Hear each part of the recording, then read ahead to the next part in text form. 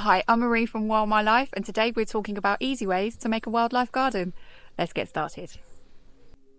Our gardens provide vital habitat for wildlife here in the UK. By following these top tips, you can encourage more wildlife in your garden, no matter how small. Tip number 1, water.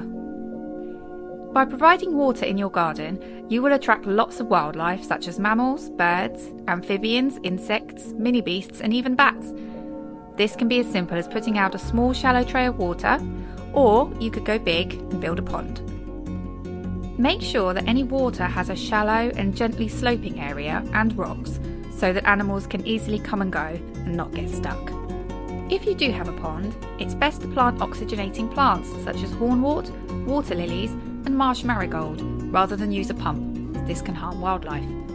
Also, use rainwater to top up your water sources rather than tap water, which can turn ponds and water trays green. It's also best not to put fish in your pond, as they will eat many of the insects.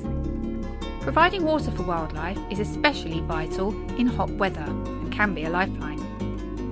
Tip number 2, food. Plant native flowers, fruit trees and other plants that provide berries and seeds. These provide a natural source of food and shelter for many species. An easy option is to simply scatter some wildflower seed or buy some ready-grown plants. When buying seeds and plants, a good guide is to go for those labelled as good for pollinators or good for bees, such as chamomile, forget-me-nots and honeysuckle. It's also useful to make sure you have plants flowering all year round to provide food for hungry pollinators. Don't use pesticides or herbicides, and don't use too much fertiliser, as these can harm wildlife. You can also put out supplementary food for birds and other wildlife, which is great at all times of year, but especially in winter when natural food is scarce. Just make sure to research what food is safe.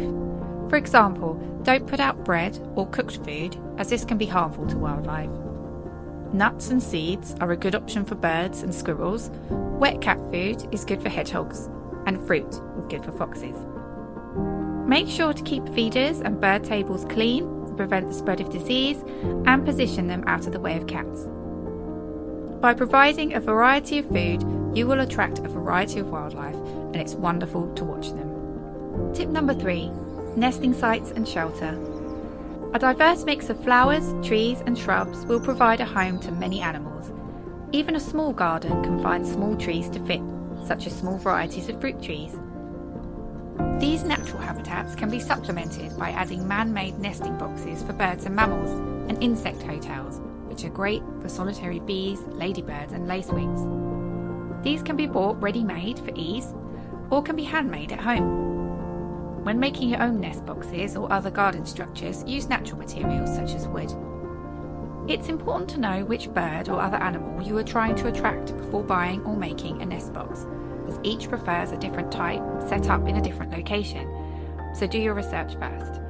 Generally, you shouldn't put bird boxes facing south, as they can become too hot. Another way to increase the biodiversity of your garden is letting a small area of your garden go wild, planting wildflowers and grasses to create a mini meadow, providing a habitat for insects, small mammals and other wildlife.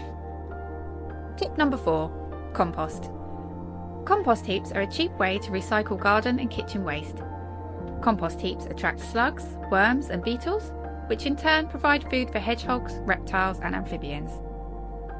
Be sure to include green waste like grass and plant cuttings, and brown waste like twigs and cardboard. Turn heaps in summer to avoid disturbing hibernating animals. Tip number 5, access. If your garden is surrounded by a wall or solid fence, it will stop many species from getting in. For this reason, hedges are a better option, and they also provide a safe space for animals to feed, shelter and nest, as well as being a boundary for your garden. But if you do have a fence, simply cutting a small hole at the bottom will allow wildlife in and out.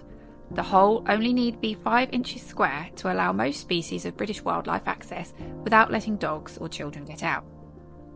I hope these tips have been useful. Let me know in the comments how your wildlife gardens are progressing.